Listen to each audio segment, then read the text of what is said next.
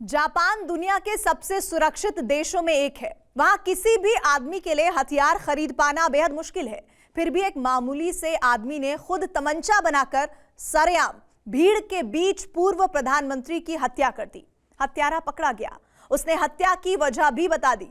फिर भी लोगों को क्यों लगा कि हत्या के पीछे कोई साजिश है? इसी का जवाब देखिए टेली सीरीज का ये एपिसोड सूर्यास्त, लॉस्ट इन साइलेंस।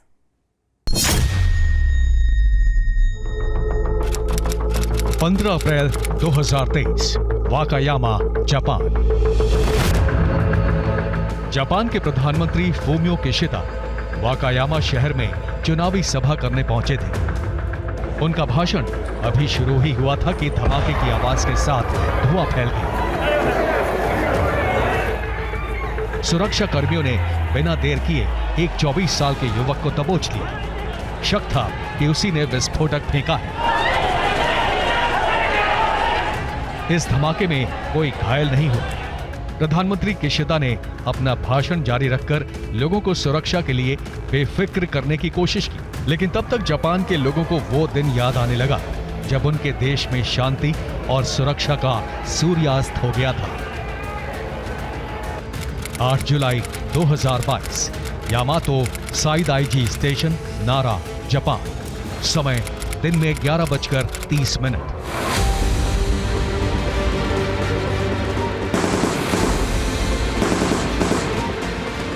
जापान में संसद के ऊपरी सदन के लिए चुनाव हो रहे थे। खराब सेहत की वजह से 2 साल पहले ही जापान के पीएम पद से इस्तीफा दे चुके शिंजो आबे अपनी पार्टी का प्रचार करने नारा शहर पहुंचे। यहां एक रेलवे स्टेशन के बाहर शिंजो आबे नुक्कड़ सभा को संबोधित कर रहे थे। करीब 40 साल का एक शख्स कब शिंजो आबे के पीछे जाकर खड़ा हो गया, ये किसी को पता नहीं चला। अचानक तेत्सुआ यामागामी नाम के उस आदमी ने देसी तमंचा निकाला और शिंजो आबे को निशाना बनाकर गोली चला दी।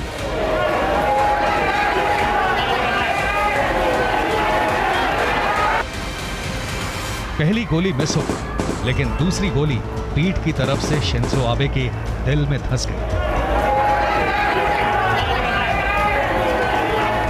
शिंजो आबे के हत्यारे को मौके पर ही पकड़ लिया गया।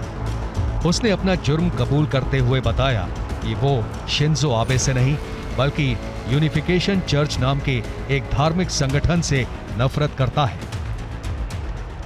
जापान में यूनिफिकेशन चर्च सामूहिक विवाह कराने के लिए चर्चा में रहा है और शिंजो आबे भी यूनिफिकेशन चर्च से प्रभावित थे। इसलिए तेत्सुआ यामागामी ने उनकी हत्या कर दी।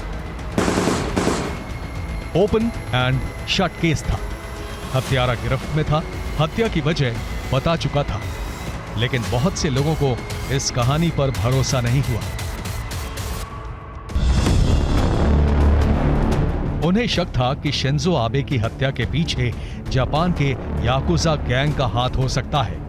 याकुजा यानी जापानी माफिया, जिनके साथ शिंजो आबे की पुरानी दुश्मनी थी।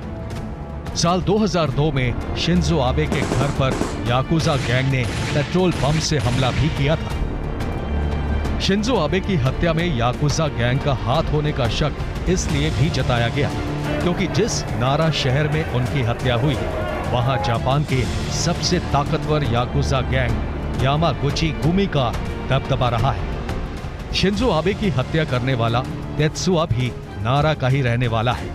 यह भी याकुजा पर संदेह की वजह थी, लेकिन तेत्सुआ यामागामी का किसी याकुजा गिरोह से संबंध होने के सबूत नहीं मिले। जापान की पुलिस ने मान लिया कि शिंजो आबे की हत्या उसने अकेले ही की, जिसका मुकदमा अभी लंबित है।